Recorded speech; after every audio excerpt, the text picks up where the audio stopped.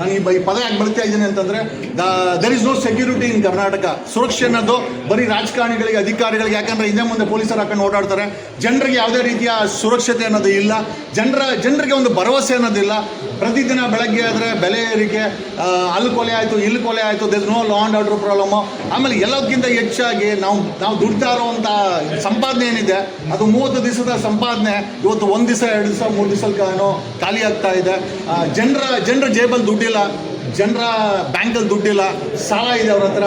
ಆಮೇಲೆ ಇಷ್ಟೆಲ್ಲ ಮಡ್ಕೊಂಡು ನಾನಾ ಸೆಗ್ಮೆಂಟ್ಸ್ ಇದೆ ಯುವಕರಿಗೆ. ಹುಡುಗಲ್ ಕಾಂಗ್ರೆಸ್ ಪಕ್ಷ ಮ್ಯಾನಿಫೆಸ್ಟೋದಲ್ಲಿ 3 ಲಕ್ಷ ಸರ್ಕಾರಿ ಉದ್ಯೋಗಗಳನ್ನು ಭರ್ತಿ ಮಾಡ್ತೀವಿ ಅಂತ ಹೇಳಿ ಮ್ಯಾನಿಫೆಸ್ಟೋದಲ್ಲಿ ಅನೌನ್ಸ್ ಮಾಡಿ ಇವತ್ತಿಗೆ 4ನೇ ವರ್ಷ ನಡೀತಾ ಇದೆ.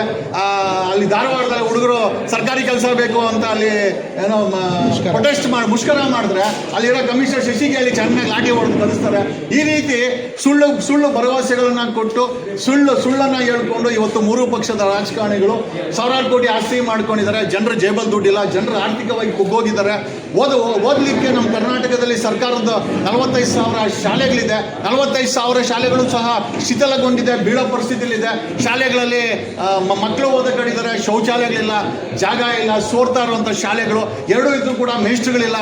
ಸ್ವತಃ ಈ ರೀತಿಯ ಒಂದು ಪರಿಸ್ಥಿತಿಯನ್ನು ಅಂದರೆ ನಮ್ಮ ಕರ್ನಾಟಕಕ್ಕೆ ಒಂದು ಕ್ವಾಲಿಟಿ ಎಜುಕೇಷನ್ ಸಿಸ್ಟಮ್ ಬೇಕಾಗಿದೆ. ಜಸ್ಟ್ ಬಿಕಾಸ್ ನಾವು ಟ್ಯಾಕ್ಸ್ ಕಟ್ತೀವಿ ಅಂತ ಯಾವುದೋ ಬಿದ್ದೋಗ ಮನೆಗಳಲ್ಲಿ 78 ವರ್ಷ ಆದರೂ ಮಾಡ್ತಾ ಇದ್ದಾರೆ. We want quality education. ಶಕ್ತಿಗಳನ್ನ ಜಾಸ್ತಿ ಮಾಡ್ಕೊಂಡ್ರೆ ಹೊರತು ಜನರಿಗೆ ಪಕ್ಕದಲ್ಲಿರೋ ಭೂತಾನು ಜನರಿಗೆ free education, free health segment ಕೊಟ್ಟಿದೆ.